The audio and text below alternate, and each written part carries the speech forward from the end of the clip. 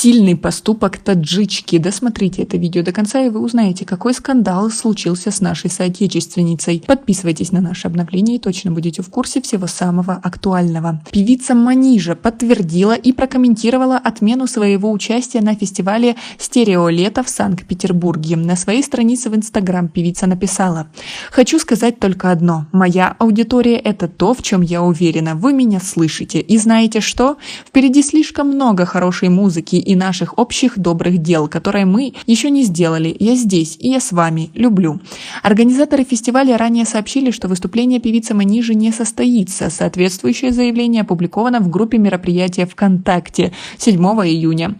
Друзья, с сожалением сообщаем, что выступление певицы Манижа на «Стереолето» отменяется по независящим от нас причинам, было сказано в сообщении. Отметим, что до этого в некоторых телеграм-каналах потребовали отменить выступление Манижи, высказавшейся против спецоперации России в Украине. Грубо говоря, о войне. Она назвала все так, как есть. Против концерта певицы также высказалась актриса Мария Шукшина, поблагодарившая своих подписчиков за страстное желание очистить страну от пятой колонны.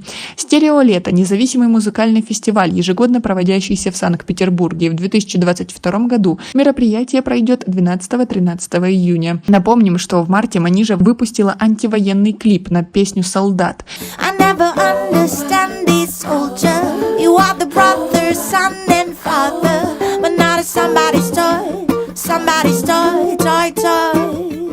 В нем певица призывает людей не потерять в себе человека и прекратить вражду.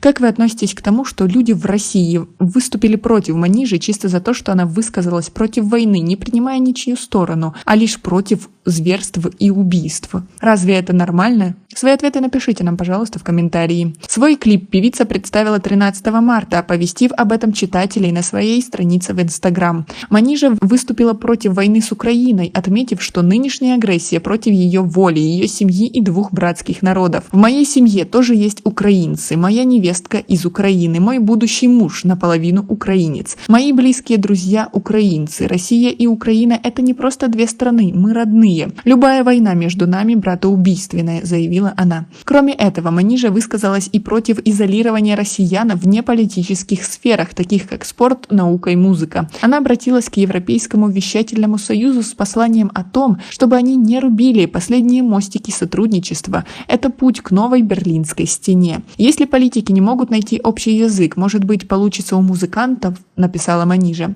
Манижа Сангин, российская певица с таджикскими корнями. В 2021 году она представила Россию на международном музыкальном конкурсе Евровидение с песней Russian Woman, где заняла 9-е место. Как вы относитесь к такой агрессии русских и русского правительства? Не только против других стран, но и против своих же граждан. Свои ответы напишите нам, пожалуйста, в комментарии. Ведь против Манижи выступили не только население, но и актеры, высокопоставленные люди. Свои ответы по поводу всего этого напишите нам, пожалуйста, в комментарии. У нас пока на этом все. Оцените наше видео подпиской и лайком. До скорой встречи.